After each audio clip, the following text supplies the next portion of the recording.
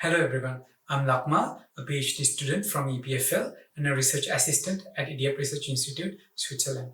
Today I'm going to present our work on the topic examining the social context of alcohol drinking in young adults with smartphone sensing. The consumption of several drinks in a row or heavy drinking can lead to many short-term adverse consequences, not only for the person drinking but also at the family and community levels. On a larger time frame, heavy alcohol consumption can also lead to long-term consequences such as poor academic performance, diminished work capacity, and premature death.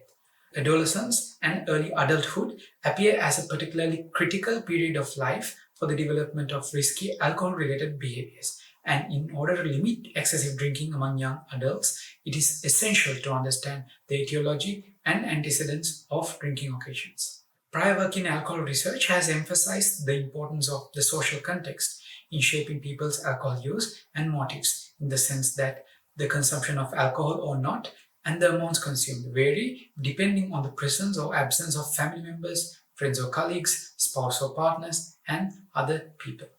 In addition to the possibility of capturing in situ self-reports, mobile sensing research has used passive sensing data from wearables and smartphones to infer aspects that could be useful to provide interventions or feedback.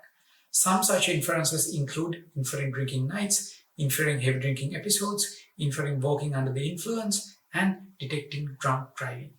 However, to the best of our knowledge, mobile sensing has not been widely used to automatically infer the social context of alcohol drinking events, even though identifying general social context has been explored before using mobile sensing. So while there are numerous definitions for the term social context in different disciplines, in this paper we borrow the concept commonly used in alcohol research, which refers to either one or both of the following aspects. Number one, it is the type of relationship. Then number two, the number of people belonging to each type of relationship. So using self-reported information, 7 attributes were derived as shown in the table here. Considering all these things, we ask 3 research questions. Number one, what social contexts around drinking events can be observed by analyzing self-reports and smartphone sensing data? Number 2, can young adults' social context of drinking be inferred using smartphone sensing data? And number 3, are social context inference models robust to different group sizes? And can mobile sensing features infer the sex composition when drinking is done in a group of friends or colleagues? So in order to test our hypothesis, we used a mobile sensing dataset from our previous work. This dataset contains self-reports about drinking events of a group of 241 young adults in Switzerland during weekend nights. The dataset contains over 1,250 alcohol drinking related self-reports. In addition to the self-reported data, passive smartphone sensing data related to drinking context, physical activity levels, the phone usage were collected using 8 different sensing modalities to understand drinking behavior in a more holistic perspective. Here we show the distribution of self-reports for different social contexts. Participants consumed alcohol while being alone only on a small portion of occasions. This result is comparable to prior work in alcohol research, which also show that solitary drinking episodes are less frequent as compared to other social contexts. So if we move on to the inference, we defined and evaluated 7 social context inferences using passive smartphone sensing data.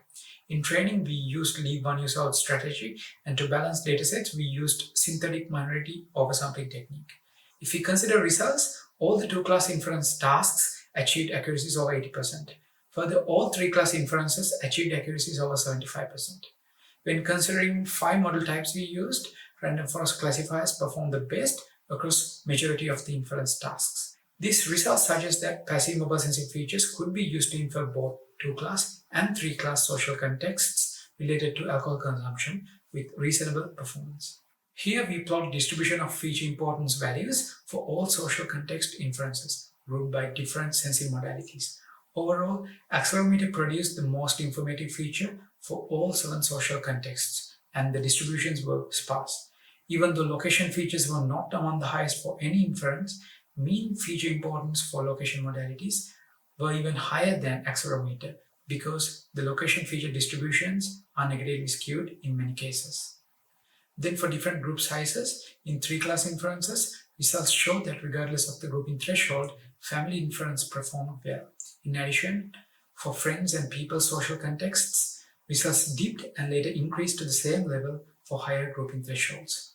Then we defined and evaluated a 3-class inference task for drinking episodes that are done with friends or colleagues, with the classes same sex, opposite sex, and mixed sex. According to results, the random forest classifiers performed the best with an accuracy of 75.86%.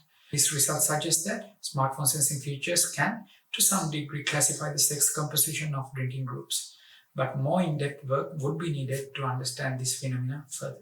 So as a summary, our work emphasized the importance of understanding the social context of drinking using smartphones to obtain a holistic view regarding alcohol consumption behavior. With multiple statistical analyses, we show that features from modalities such as accelerometer, location, Bluetooth, and application usage could be informative about different social contexts of drinking alcohol. Finally, we believe these findings could be useful for Ubicomp and alcohol epidemiology researchers towards implementing future mobile health systems with interventions and feedback mechanisms. Thank you very much for listening, and please refer to our paper for more details.